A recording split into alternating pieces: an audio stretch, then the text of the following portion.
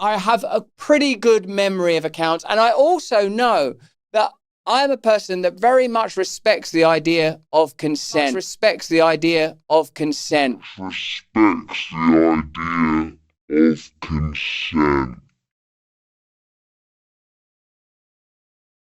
In September 2023, Russell Brand's carefully crafted image, whether as a comedian, activist, or influencer, well, it all came crashing down as serious allegations of R-word and SA surfaced very publicly. A joint investigative report by the Sunday Times, The Times, and Channel 4's documentary series Dispatches unveiled the results of a meticulous, years-long inquiry into Brand's past. And the findings were damning. 4 women accused Brand of SA and predatory behavior between 2006 and 2013, the very height of his fame, when he was a ubiquitous figure in British entertainment. The allegations, detailed under pseudonyms and delivered with harrowing clarity, painted a portrait of Brand as far more than a mere cad or womanizer. They described a pattern of extreme misconduct, coercion, and abuse that had been until then, 2023, hidden behind his celebrity status. And today we are going to talk about all of it. We are unveiling it all.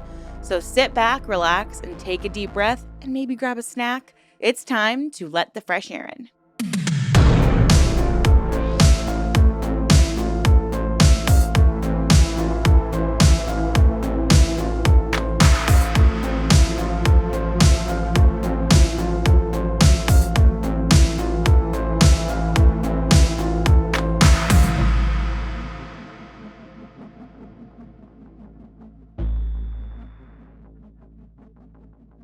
Hello, everyone. Welcome back, or welcome if you're new. My name is Erin, and I am fascinated by all things cult, true crime, and unique spiritual practices.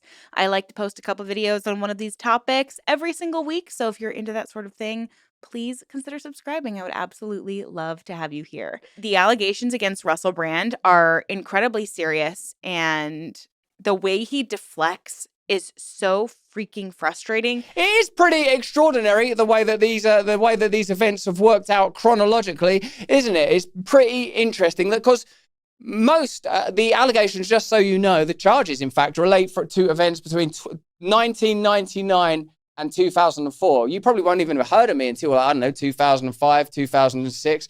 So it means that when you heard of me, these things are already alleged to have taken place. So all the time that I was married to Katy Perry, all the time that the Me Too movement was happening, all the time, remember when I was talking openly about the coronavirus and the corruption during the coronavirus era and how the media lied to us and shamed us and tried to control us, how companies like Pfizer and Moderna made record profits, how the UK inquiry into COVID was tepid, how people like Anthony Fauci ought to be regarded as criminals, how we have to have an open debate about the causes of war, whether they're the Middle Eastern wars or wars between Russia and Ukraine. It's interesting to me that once I was on the radar of the deep state and many of their affiliates within media, because the media and the government are not separate entities. The media and the institutions of power are not separate entities. But there is time and evidently resources to look at alleged incidents, in my case,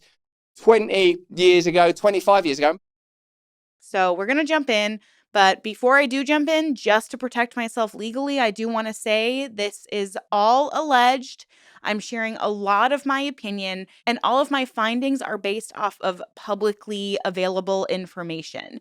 So if you want to do your own research and come to your own conclusions, please do so. I will be roasting Russell Brand a little bit, so there is going to be some jokes in here. So just know I'm not saying anything is fact, just in case Russell Brand's team wants to come after me, which I highly doubt I would even be on his radar at this point, but you know what I mean. Now, before we jump in, I did do a part 1 discussing Russell Brand and his history and his rise to fame and his fall to like conspiracy theorist on YouTube. You can click right here if you want to see the first video. But if you're just here about the allegations, this is the video for you. But grab a snack. we're going to be here for a while. So we're going to start this video by laying out each allegation in turn based on those investigative reports and the brave testimonies of the women involved. The first one is going by the pseudonym Alice, and she was 16 years old and a schoolgirl when she met Russell Brand. Now, she's obviously using a pseudonym, but she describes how Russell Brand targeted her when she was just 16 and he was 31. Brand initiated a 3-month relationship with this teenager, during which time he referred to her disturbingly as the child. The child. So he must have known that she was a child. Now, according to Alice, Brand exerted emotional control over her young mind. Picking her up from school, he would provide her with scripts so she could lie to her parents about their relationship, and he basically reduced her to the status of a secret. And as someone who had a similar situation happen to me with a teacher once, and I had to have a secret relationship with him, it really messes with your head when someone that you care about tries to hide they're in a relationship with you. It sucks. So this relationship quickly turned nightmarish. In one incident, Brand forced his member down her throat, causing her to choke and gag. She recounts that she had to punch Brand in the stomach to make him stop the.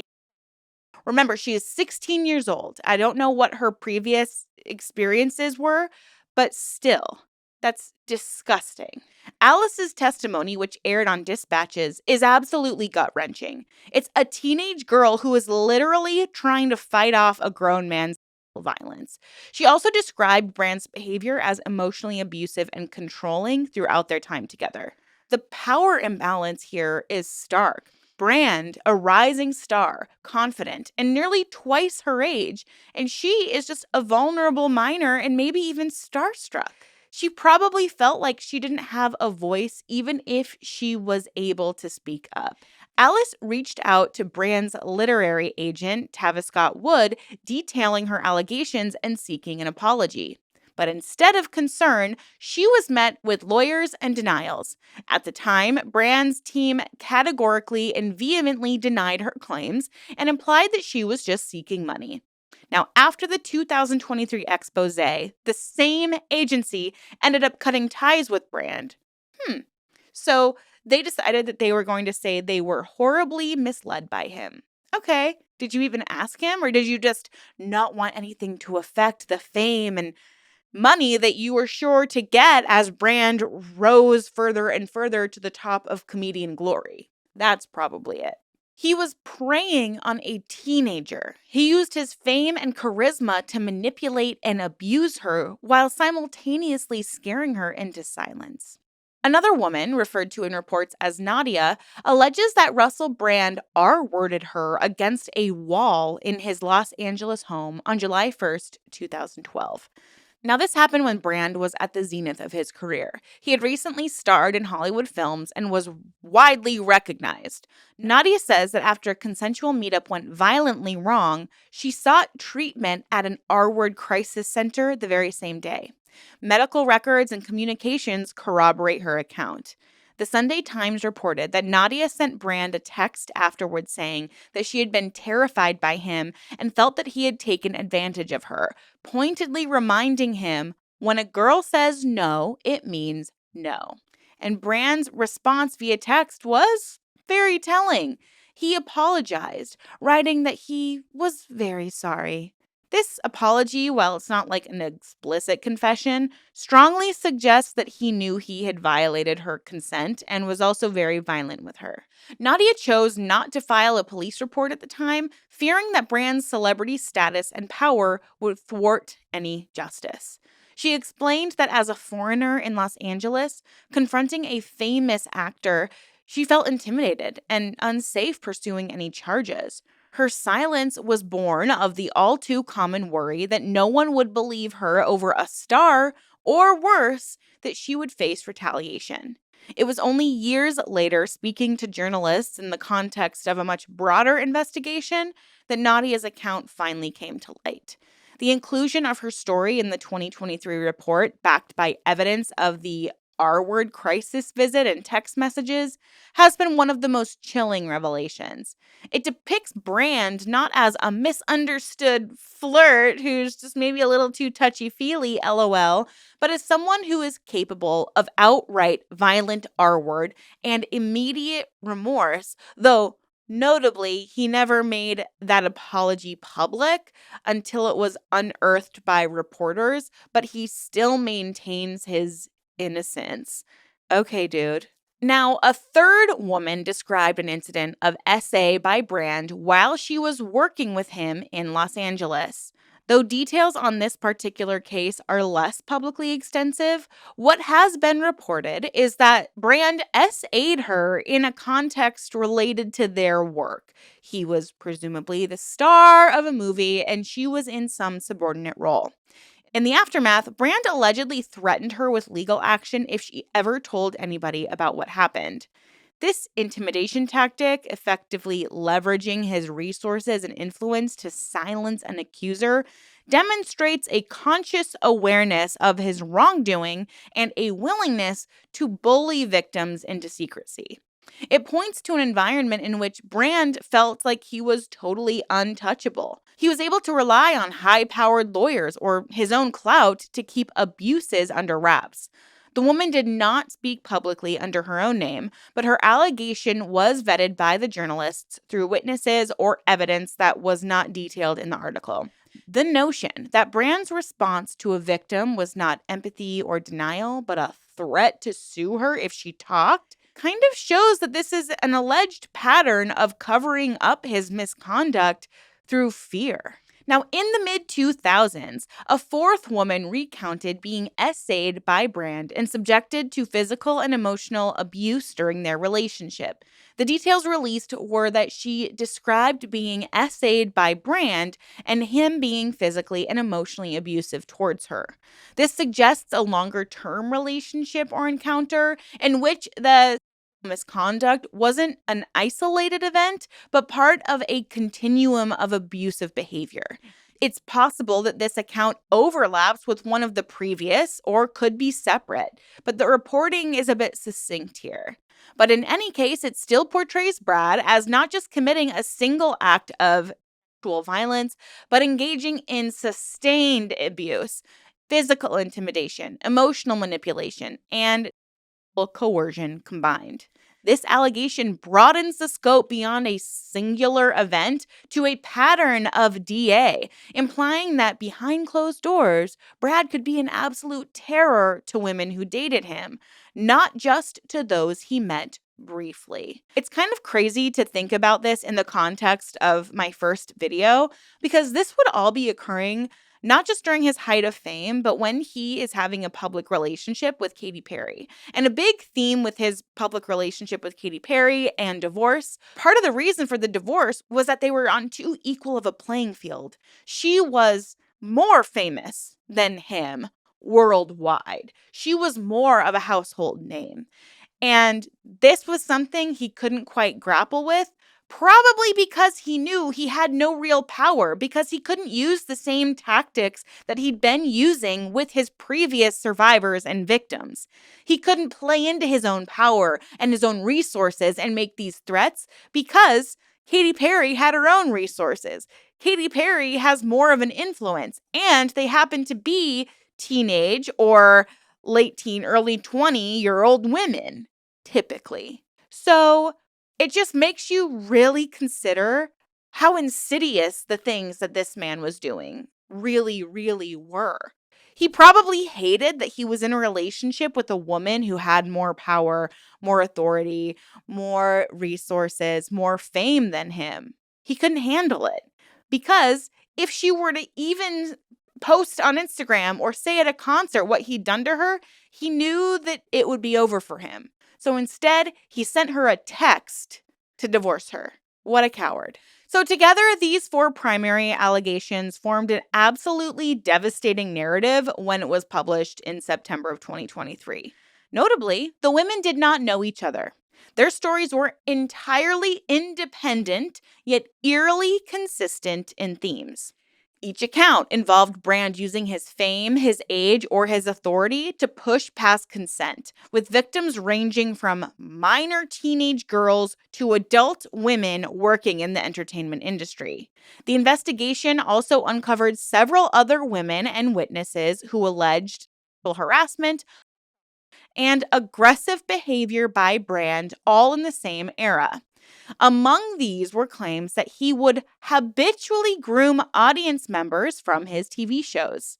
Researchers and runners on his Channel 4 programs said that Brand demanded they approach young women from the studio audience so he could meet them after filming. This behavior was an open secret in his production circles, part of what the Sunday Times called a culture of misogyny around Brand that was tolerated for so long as the cameras were rolling and the ratings were good.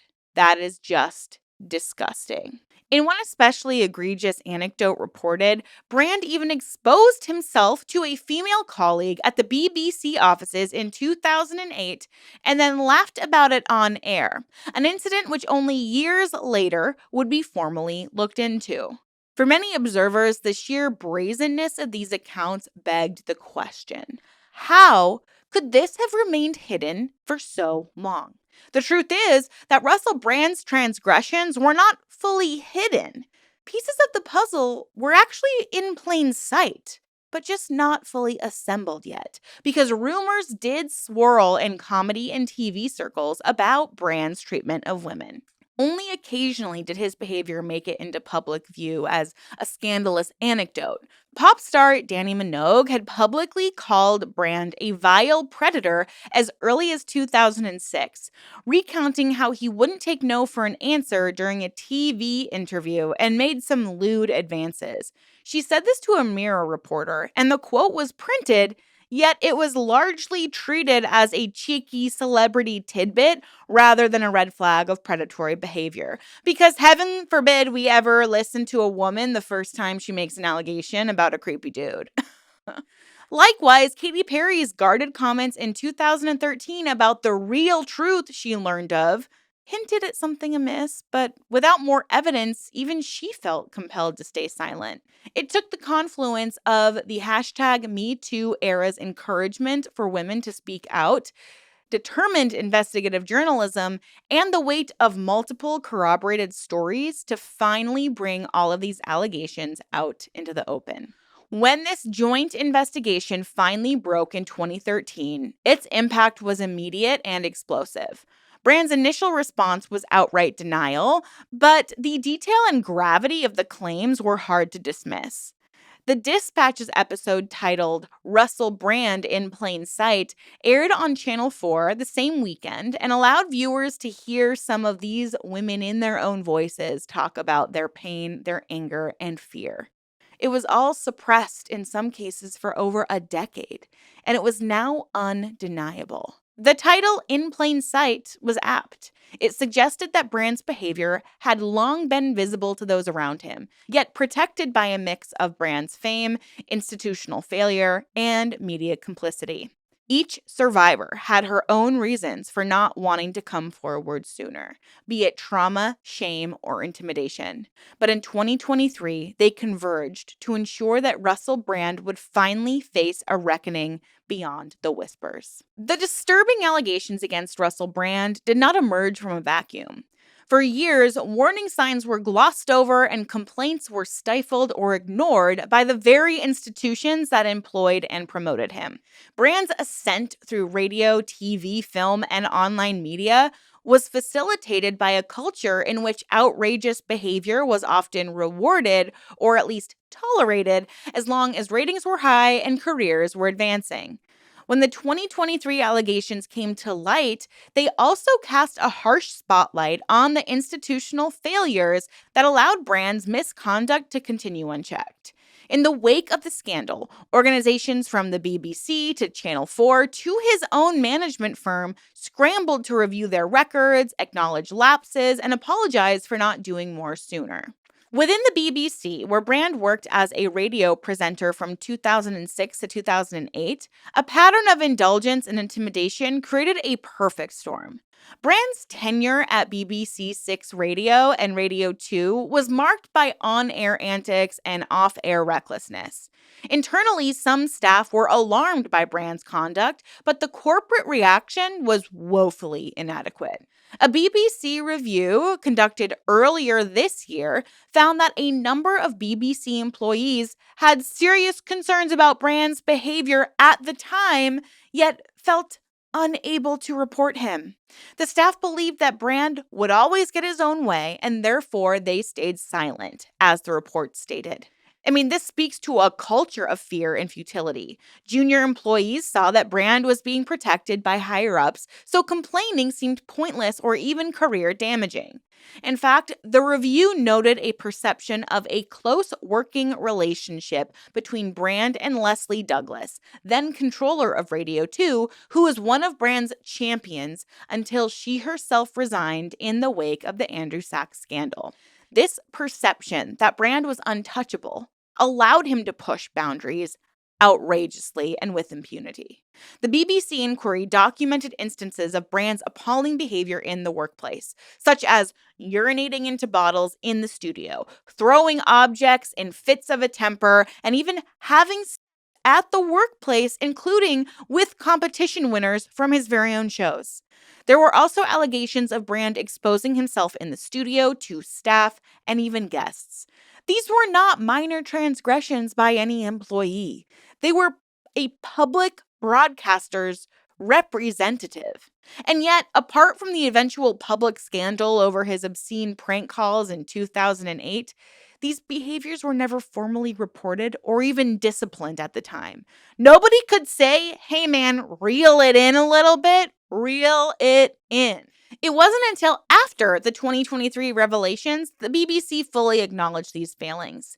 In January of 2025, the BBC Director General apologized to those who felt unable to raise concerns and admitted that management failings and lax oversight had enabled Brand's misconduct. This isn't something you can just brush under the rug, though. It's not. The corporation conceded that normal procedures and duty of care were not followed. Essentially, Brand's star power bought him immunity. The BBC's mea culpa included a stark line, quote, "A number of individuals had concerns about Russell Brand's behavior, which they felt unable to raise then," unquote. Maybe create an environment that doesn't put a single person on such a pedestal that people aren't feeling open enough or vulnerable enough or safe enough to come forward when something is literally threatening their well-being. Luckily, the BBC does own that it created an environment where Brand's misbehavior was an open secret, but people believed nothing would be done if they spoke up. It was an institutional failure, and it allowed Brand to continue accruing victims and offenses during and even after his BBC stint. Channel 4 and its production partners also have had to reckon with their role. Brand's early TV career in the mid-2000s was intertwined with Channel 4, where he hosted shows like Big Brother's Big Mouth. An internal investigation launched by Banijay UK, the company that now owns Endemol, which produced those shows, concluded that in 2024 that concerns about Brand's behavior were raised by staff back then, but never properly escalated or adequately addressed. Why? Because they were women bringing stuff up? Is that why? They were just like audience members that he preyed on after his shows. Give me a break. These findings that were released by an independent law firm noted that no formal complaints were documented at the time, but that multiple team members had informally voiced unease. For instance, Brand frequently asked runners to find phone numbers of attractive female audience members so he could contact them after filming. Female crew members reported feeling uncomfortable or intimidated by this behavior, especially during location shoots in 2004 and 2005 while filming in Bristol. All of this was informally communicated to senior staff, but nothing was done. The investigation explicitly states that these concerns were not properly escalated or adequately addressed. Oh, it seems like that's like everyone's favorite line to use when they should be saying, yeah, we f***ed up. We really f***ed up, and a lot of young women were negatively affected by the fact that we up. In essence, management heard the whispers and chose to shrug them off, perhaps chalking it up to it's just Russell being Russell. Compounding this negligence was the knowledge, acknowledged in the report, that Channel 4 and Endemol executives were fully aware Brand was a recovering drug addict with a reputation for being edgy when they hired him. Despite knowing his volatile background, they put no special safeguards in place to protect Brand, those who worked with him, or those who otherwise came into contact with him, including audience members. This is damning insight. The company essentially turned Brand loose in an unsupervised playground. No chaperones or welfare checks for young participants, no warnings or behavioral contracts for Brand. Absolutely nothing to mitigate risks that, in hindsight, seemed pretty glaring. Years later, after the bombshell reports, Channel 4's chief issued apologies. The chief executive of Banijay UK, Patrick Holland, apologized to anyone who was impacted and who felt their voice was not heard, conceding that processes in the mid-2000s were not as robust as today. It was the new millennium. Can we stop using that as an excuse? You should know better. Channel 4 also disclosed that it had received a formal complaint in 2009 from a woman about Brand's behavior, a complaint which they admitted was not passed up the management chain nor properly investigated at the time. In other words, even when someone tried to blow the whistle through official channels, Channel 4 failed to act. The woman who made that complaint in 2009 later told the press that she felt disempowered and unsupported, calling Channel 4's belated investigation a whitewash after having previously been brushed off. Channel 4's internal review insisted they found no evidence that top executives were aware of the specific allegations revealed in 2023 before they were published. That may be true, but it rather misses the point. The system in place actively prevented troubling information from reaching people who had the power to address it. Both at Channel 4 and BBC, a consistent theme emerges. Complaints would die on the vine, whether due to gatekeepers who protected Brand or due to victims and coworkers self-censoring out of fear. And so ironic that these were two of the major players that conducted the 2023 co-investigation. It's like they were like, oh shoot, these things are coming out. We need to get ahead of it. Let's make a documentary about all of the abuses these women have experienced, and we totally failed them. And then we'll just issue an apology later. Like, thank you for bringing these to light, but like, what are you doing now to change it? You can't really take full accountability if you're not going to give us a blueprint on how you're going to change things. Now, another key player in all this was Brand's own management. Tavistock Wood, the talent agent that represented Russell Brand, played a role in shielding him, wittingly or unwittingly. As mentioned earlier, when the woman known as Alice contacted Brand's then agent in 2020 detailing the abuse, the agent initially fought back on Brand's behalf. She was met with lawyers and denials, implying that she was trying to extort money, and then no apology was given. It appears that the agency chose to believe their lucrative client's version over that of an unknown woman. Only after the 2023 media investigation did Tavistock Wood finally change his tune. They announced they had terminated all ties with Brand and stated, "We now believe that we were horribly misled by him." This volte-face suggests that Brand was vehemently lying to his own representatives about the incident and most likely others, and they accepted his denials at face value, but only until confronted with evidence to the contrary. The agency's failure in 2020 was a microcosm of the larger problem. Those in power defaulted to protecting the famous man, not the vulnerable woman. By doing so, they helped Brand avoid accountability for a few more years, during which time he continued to grow his platform and allegedly could have harmed other women. The media ecosystem in which Brand thrived also warrants critique as an enabler. Tabloids and TV shows in the 2000s often reveled in Brand's devil-may-care antics. He was entertainingly outrageous, a guaranteed headline or viral moment. This gave him a wide berth to act out. Even when he crossed lines like the Socksgate scandal, where he and Jonathan Ross left lewd messages on an elderly actor's voicemail, the consequences were temporary. But Brand did resign from the BBC over that in 2008 and faced public anger. But within a short time, he was back on stage, writing books and hosting big award shows. The speed of his rehabilitation was startling, and it sent a message. As long as an entertainer is profitable or popular, doors will just reopen. And in Brand's case, after each scandal, he seemed to bounce back with a new high-profile project. The celebrity press often shrugged off sexist or crude behavior as part of Brand's persona. By laughing along or failing to investigate further, the media at large helped preserve his cheeky bad boy image, which in turn dissuaded any deeper scrutiny. Only much later did more serious journalism by the Times and Dispatches break that cycle. In retrospect, it's clear that Brand's fame enabled repeating harm by creating a protective bubble around him. Institutions that should have safeguarded staff and the audience, BBC, Channel 4, production companies, instead prioritized Brand's talent and profitability over safety of the very audience who made him that wealthy. Complaints weren't elevated, known issues weren't documented, basic workplace rules were bent.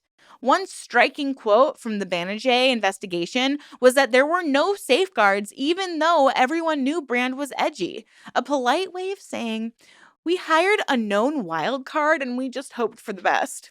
In the entertainment industry of that era, this wasn't really unusual for the time. It was a time when stars like Jimmy Savile, an earlier generation, or others had been given free rein with horrifying results that only came out years later. The BBC and Channel 4 in 2023 explicitly linked their new investigations to lessons learned from past scandals. The reactions in 2023 from these institutions, once the allegations were public, underscore how seriously they now take what they once dismissed. And thank God. That collective failure meant Brand was shielded from consequences until 2023, by which time the damage had been done to numerous lives. The lesson from these institutional failures is a sobering one for the media industry. When a charismatic figure is given a pass on basic ethical and professional standards, it creates fertile ground for abuse. The duty of care was lacking towards young fans, junior employees, and others who crossed paths with Brand. In praising his talent or chasing the profits he generated, those in charge forgot their responsibility to protect people from harm. It was only once the harm became a public scandal that real contrition and change followed. As part of that change, BBC and Channel 4 have promised updated policies. For instance, re-examining how complaints are handled, ensuring stars don't become bigger than the rules, and encouraging a workplace where raising a red flag isn't seen as futile. Whether these measures will truly prevent the next Russell Brand-type saga remains to be seen. But undeniably, the enablers of Brand's behavior have been shamed by this episode, forced to confront that by looking the other way or muffling complaints, they allowed a predator to roam free. When the news broke in September 2023 that Russell Brand was being accused of R-word essay and abuse by multiple women, Brand's response was swift and calculated. Rather than expressing shock or a willingness to cooperate with any investigation, Brand went on the offensive, framing himself as the victim of a grand conspiracy because, of course. In a video statement released on social media on the eve of the published report, because apparently he'd been given an opportunity to comment, which alerted him to what was coming, Brand emphatically denied all criminal wrongdoing. He insisted that his relationships were always consensual, a claim that he would repeat like a mantra. But the denial was just the beginning. Brand then pivoted to an elaborate narrative suggesting that he was being targeted by a coordinated media attack all because of his outspoken views. In his initial video posted to Twitter and Instagram on the 15th of September in 2023, Brand preemptively revealed that he had received extremely disturbing letters detailing a litany of allegations against him, allegations which he absolutely refutes. Speaking directly to his followers, he described the claims as astonishing, rather baroque attacks, and said, quote, amidst this litany of astonishing allegations, there are some very serious allegations that I absolutely refute, unquote. By characterizing the accusations as astonishing and baroque, he had attempted to cast them as absurd or fanciful beyond belief. Brand clearly hoped to prime his audience to be skeptical of whatever was coming in the next day's news cycle. Crucially, Brand framed the situation not just as false accusations, but as that deliberate, coordinated attack by mainstream media. He pointed out that the three outlets involved, the Times, Sunday Times, and Channel 4, were mainstream establishments, and strongly implied that they had colluded to take him down. Bro, they literally were protecting you for decades. Give me a break. Quote, it's been clear to me there's a serious and concerted agenda to control these kind of voices. I mean my voice along with your voice, unquote. This is what he told his followers, painting himself as a fellow truth seeker under siege. He asserted that the media was attacking him because of his content on big tech, politics, effectively saying, this isn't about what I did in my personal life, it's because I'm telling unpopular truths. Okay, says every white man ever. Brand even drew a parallel to the criticism faced by Joe Rogan, who was accused of spreading misinformation, suggesting that he too was being silenced for dissent, which is hilarious considering that Joe Rogan helped get the current fascist that's running America into office by giving him a platform of millions of people. But big tech is trying to silence Joe Rogan. Give me a break. By invoking a free speech defense and claiming persecution, Brand deftly redirected the conversation from the specific allegations, which he avoided describing in detail, mind you, to a meta-narrative of him versus the establishment. This somehow resonated strongly with the audience that he had cultivated in recent years, a cohort already inclined to distrust mainstream narratives. And indeed, within hours and days, a number of high-profile figures on the right and in the anti-woke sphere leapt to Brand's side, embracing the conspiracy that he was a target of some kind of smear campaign. Elon Musk even replied to Brand's video, of course, they don't like competition. Okay. If big tech was trying to take you down, bro, they would kick you off of their platform. What? Musk's knee-jerk support lent significant weight to Brand's claims in the eyes of many. It signaled that this was about ideology and platform wars, not abuse. Okay. Similarly, it's like when you know the world's worst people are aligning with you and supporting you, at some point you have to recognize that you're in the wrong. Like, you just objectively have to take a step back and be like, if Andrew Tate is speaking up in support of me, maybe I should stop what I'm doing. Because Andrew Tate loudly backed Brand. Tate brazenly welcomed Brand to the club of men whom he believes are falsely accused as a way to be silenced. Tate announced an emergency meeting to tell everybody the truth about what's happening to Russell Brand, claiming, I know things I shouldn't know. This rhetorical style, hinting at hidden knowledge, seemed to mirror Brand's own conspiratorial approach. And the irony of Tate, a self-described misogynist who's currently awaiting trial for sex crimes, defending Brand, was luckily not lost on observers. It underscored how Brand's denial strategy had aligned him with a coalition of deeply polarizing figures. Far-right commentators and conspiracy peddlers saw in Brand's situation a rallying cry for their broader grievances against the media and the hashtag #MeToo movement. Tucker Carlson, another awful dude, also chimed in. Carlson speculated that Brand was being punished not for sexual misconduct, but for questioning drug companies and the war in Ukraine. Okay? This is in line with Carlson's own narratives and helped reinforce the notion that Brand's truth-telling got him in trouble. Literally, nobody cares about you guys that much. We all want you to shut up, but there's not a cohort of media companies that are trying to do that because guess what? There's bigger shit going on in the world. No one cares about you that much because if they did, there would have probably been like an assassination attempt or something. Like, what? What? Cough. Likewise, a British TV personality on GB News, Beverly Turner, publicly supported Brand, tweeting that he was being attacked for creating autonomous, knowing, and original content, and telling him, "We're with you." And luckily, she faced backlash for this, as many felt it was a callous dismissal of potential victim stories, but it did show how divided opinions were. Now, on the other side of the public opinion, many were horrified by the allegations and found Brand's conspiracy-laden denial deeply troubling. Prominent voices in media and social advocacy noted that Brand's response followed a textbook playbook of accused abusers: deny, attack the accuser or messenger, and invert victimhood. By claiming that he is the one under attack, Brand offered no acknowledgement of the pain described by the women and no indication that he would participate in an independent inquiry or legal process to clear his name.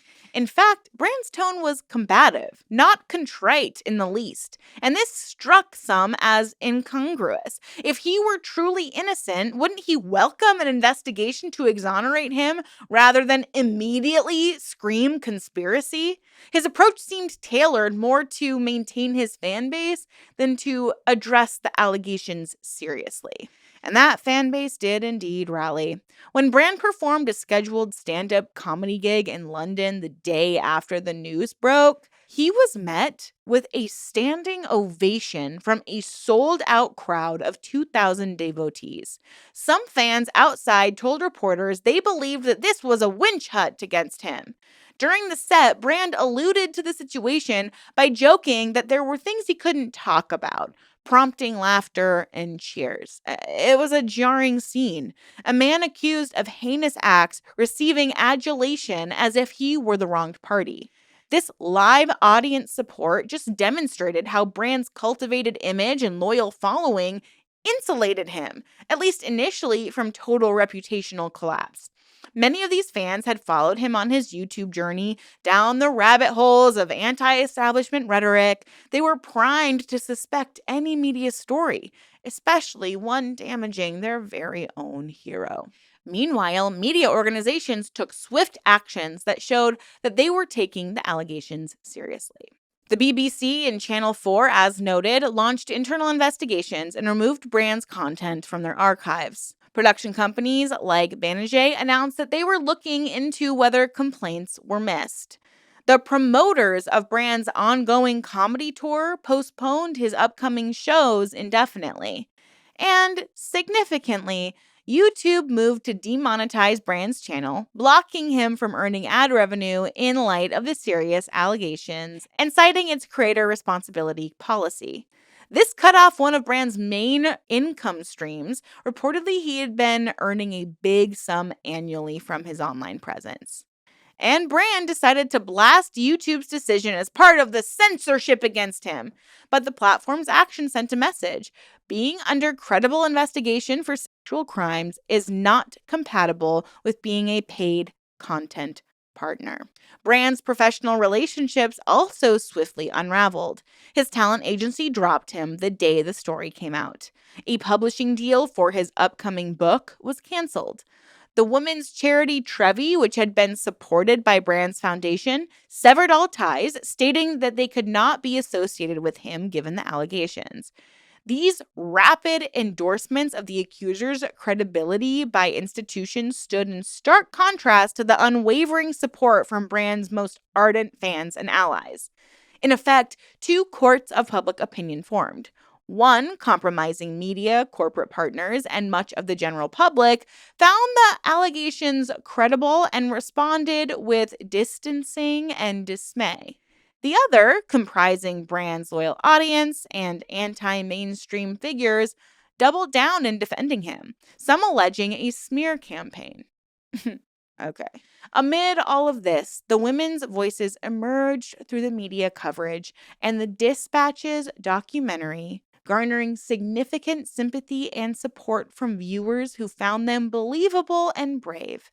The graphic text messages, like the no means no text and the contemporaneous medical records, lent strong credibility to their accounts. In many minds, those pieces of evidence alone undercut Brand's blanket denials. On social media, countless people, including many survivors of abuse, lambasted Brand's conspiracy claims, arguing that it was insulting and far reaching to suggest that multiple women, plus journalists, plus hospital staff, had all colluded to fabricate a grand lie. For them, Occam's razor applied. The simpler explanation was that Brand did these things, and now he didn't want to face the consequences. Brand maintained public silence in terms of formal interviews or press conferences and instead let his online videos and occasional statements through lawyers do the talking. As investigations progressed, the Metropolitan Police by late 2023 had begun actively investigating and even appealed for other victims to come forward. Brand retreated to the confines of his online tribe. He continued making content on Rumble where he would speak freely. In these videos, while he couldn't avoid the elephant in the room entirely, he largely stuck to his usual topics, global politics, etc., perhaps on legal advice not to address the allegations in detail. But the tone of persecution increased. He painted the actions against him, like YouTube demonetization, as evidence that he was right about being targeted. No, you're just facing consequences of your actions, bro. One consequence of Brand's alignment with the conspiracy narrative is that it put him at odds with his earlier progressive allies. Many left-wing or liberal fans who admired his stances on inequality were appalled by his deflection tactics and by the unsavory characters who were flocking to support him. Whatever remained of Brand's credibility in mainstream progressive circles totally evaporated. He became, in their eyes, another famous man accused of abuse who chose to punch down rather than take responsibility. And this was a far cry from the man who once professed feminist sympathies and spoke of respecting women, as Brand had often claimed that he'd changed from his younger, shagger persona and that marriage to Katy Perry and later fatherhood had reformed him. Now his response seemed to completely lack compassion for any women who might have been hurt. In the court of public opinion, the immediate fallout was mixed but tilting heavily against Brand as more details came out. Polls or surveys might have shown that many were inclined to believe the accusers given the weight of the evidence. Brand's hardcore fan base was vocal but relatively small in the grand scheme of things. And with each day, more institutions distanced themselves, even ones he previously counted as friendly. For example, comedians who had once shared stages with him largely condemned misconduct and voiced support for the victims, though some were very careful to say the claims should be properly investigated.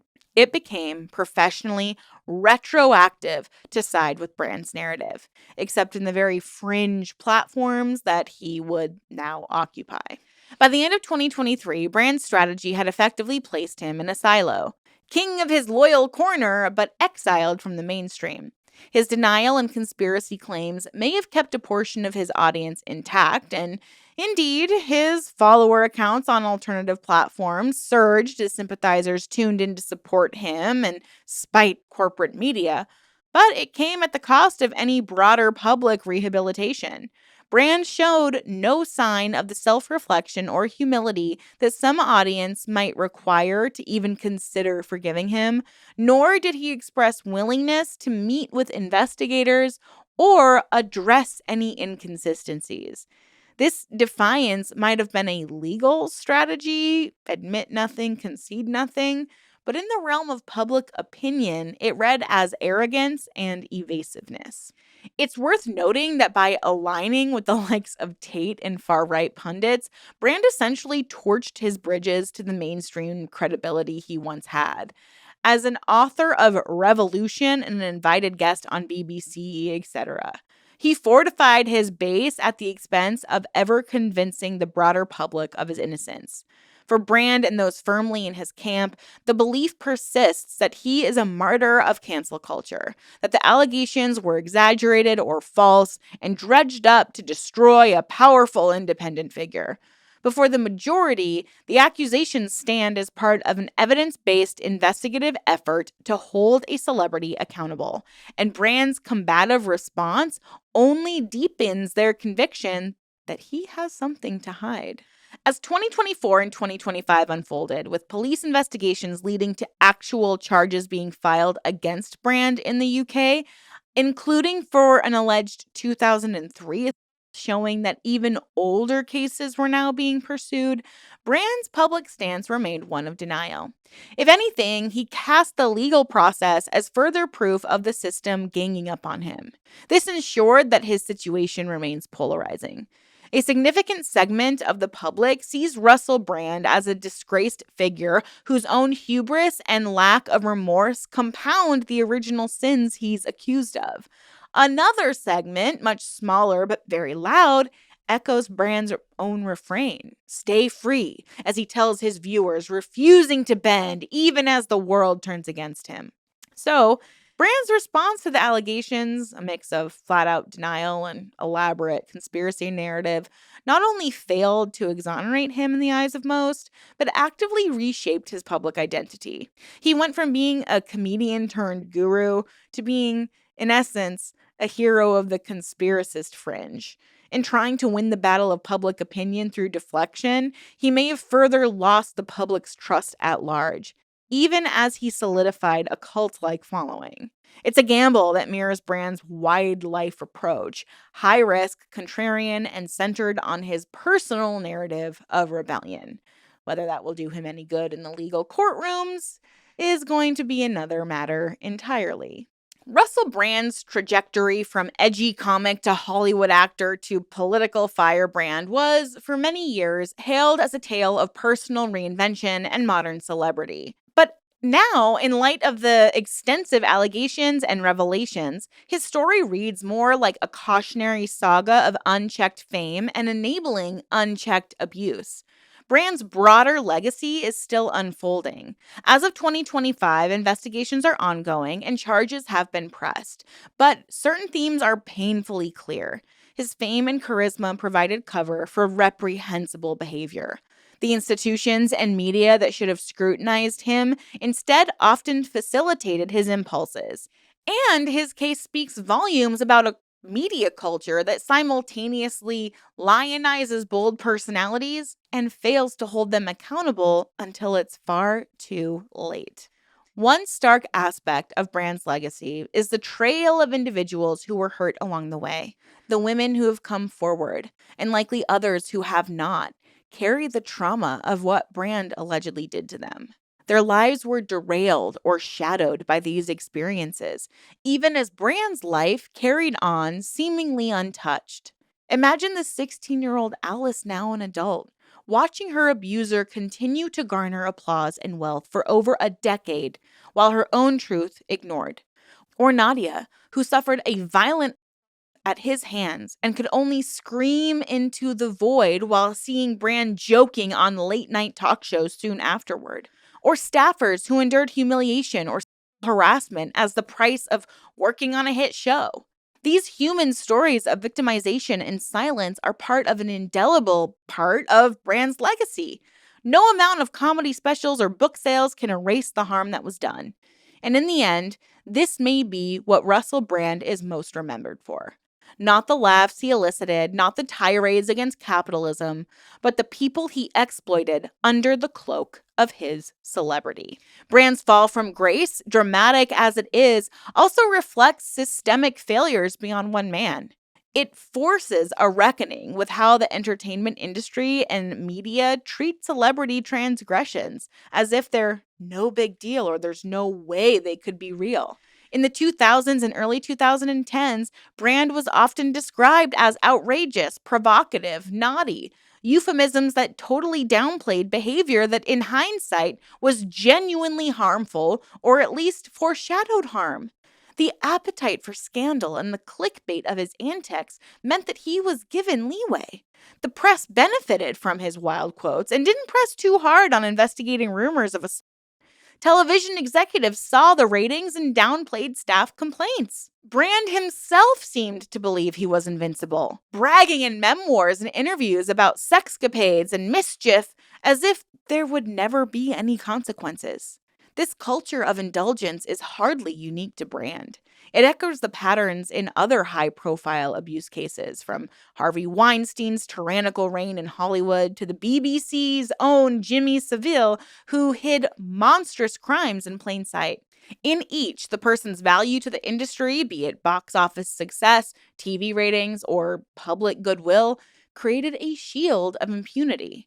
Brand's case is a modern iteration. He wasn't as powerful as Weinstein, but he was culturally ubiquitous enough that many enabled him, excused him, or simply didn't want to know. Media culture has started to change, or at least one can hope.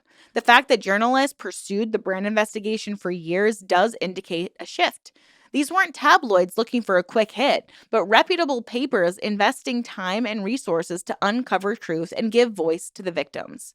The Me Too movement undoubtedly paved the way here, educating the public about patterns of abuse and the importance of listening to survivors. By 2023, the environment was much more receptive to believing women who spoke out against a beloved or at least well-known man. Brand himself recognized this change in environment, hence his immediate pivot to claiming he was a casualty of some agenda, trying to rally the counter Me Too skepticism among his base. But overall, unlike cases in decades past, Brand did not receive a united front of support from his peers or the press. That is a sign that perhaps we are learning. Celebrities should not be getting a jail out of free card for abuse, or anyone for that matter. Nevertheless, the Brand saga reveals the limitations and ongoing challenges of media culture. Even with all that we know, it still took this long to bring allegations forward, indicating survivors feared they wouldn't be believed.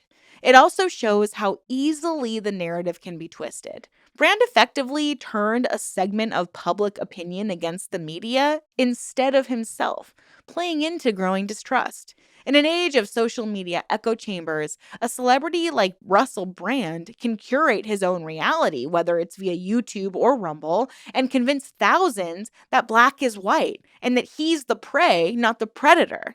This is a concerning development. The same tools that empower whistleblowers and victims to share their story can be wielded by abusers to undermine those stories with disinformation. Media culture must contend with this dueling dynamic.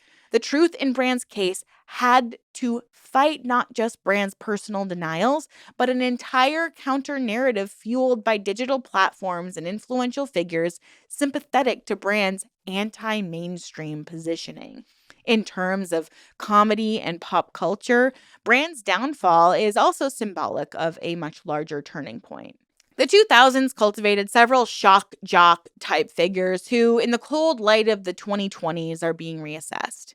What was once laughed off as laddish behavior or envelope pushing comedy is now being recognized as, at times, abuse or harassment dressed up as entertainment. Brand on air asking a teenager to expose herself as a prank, him kissing guests without consent, him pranking a grandfather with obscene comments about his granddaughter. These were all incidents that aired publicly. People chuckled or gasped, but largely moved on. Now they're harder to dismiss as innocent. The culture is realizing that where there's smoke, there's fire. Or as the Channel 4 documentary title suggested, the awful truth was often right before our eyes. Brand's legacy, therefore, forces uncomfortable reflections. Why do we as audiences sometimes enable the very behaviors we later condemn? Are we complicit when we idolize bad boys and laugh at jokes that demean others? Brand's fame was in part built on being scandalous. That was his selling point.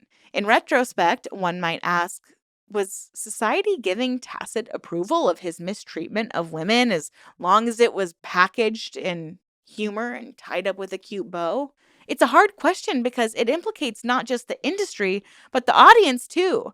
The hope is that with greater awareness, future entertainers won't get the same free pass on harmful behaviors, and audiences won't be so quick to celebrate it. For Russell Brand personally, the legacy he likely envisioned for himself as a kind of revolutionary or thought leader has been irrevocably marred. His influence now is confined mostly to the fringes. The mainstream discourse around him is focused on these grave allegations and what they signify. Even if in a court of law he were somehow to evade conviction, the court of public opinion has rendered a harsh verdict. His reputation in the broader culture is in tatters. When future histories of this era of entertainment are written, Brand may well be footnoted as an example of the Me Too era reaching British comedy, a high-profile case of a provocateur being held to account. His name might invoke not the laughs he got, but the justice belatedly delivered.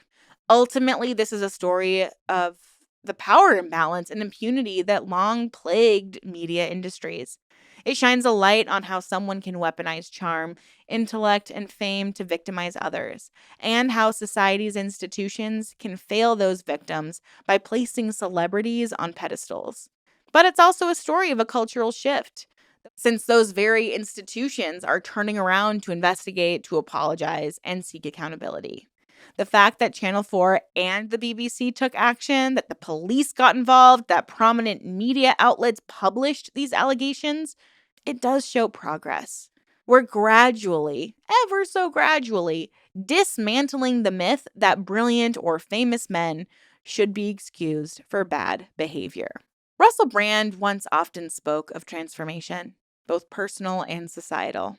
And indeed, his own public image has transformed, though probably not in the way he hoped. He has transformed from a comedian who mocked the powerful into a symbol of how the powerful can be brought down by their own abuses. His case challenges the media industry to transform too, to create an environment where someone like Brand can't operate in plain sight for so long without intervention. If the industry and the audience truly learn from this, then perhaps the final legacy of the Russell Brand saga will be one of cultural growth, a collective vow to value people's safety and dignity over a celebrity's unchecked freedom to just do as they please. As one TV executive put it after reviewing what happened, had today's protocols existed back then, they were clearly not understood and adhered to. We're extremely sorry to anyone who is impacted by this behavior and felt unable to speak up. That apology, however tardy, is part of Brand's legacy too. A reminder that the voices that went unheard for years must never be forgotten again. Thank you so much for tuning in today. Please let me know down in the comments below if you watched to the end. I also want to let y'all know I am going to be reposting these videos as one huge video, either this weekend or next week. So if you see another Russell Brand video on my channel within the next 7 days and you've already watched these ones, it will be a repeat. I just thought it could be a good idea to kind of put the two in one long episode for any viewers that actually do prefer to have a long episode to listen to while they're road tripping or at the gym or cleaning or whatever it may be. But please, please listen to survivors.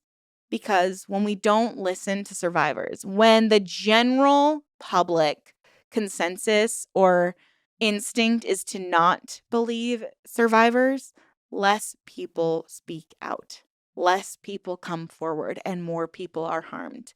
Let's not be a part of enabling abusers because we don't want to listen to victims.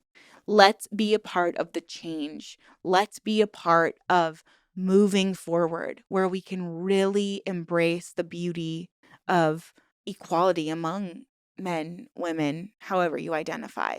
It's really sad to me that we live in this place, this time that it seems that we're constantly at odds with each other just based on how we were born, based on how we were brought into this world, instead of focusing on the gifts we were given being in this world. What if we celebrated each other's differences instead of demonized each other for those differences? So don't let a bias that you have against a person who thinks differently than you, looks differently than you, acts differently than you, diminish what they're saying. Don't let it diminish any abuses they're brave enough to come forward and share. I hope that this channel can be the catalyst for the people who view it to start moving in that direction. At least that's a motivator for me when it comes to my channel. But thank you guys so much for being here. I really, really appreciate your time, and I hope you're having a really good rest of your week. I will see you in my next video very, very soon. Stay safe out there, ask questions, and always stay skeptical. Until next time.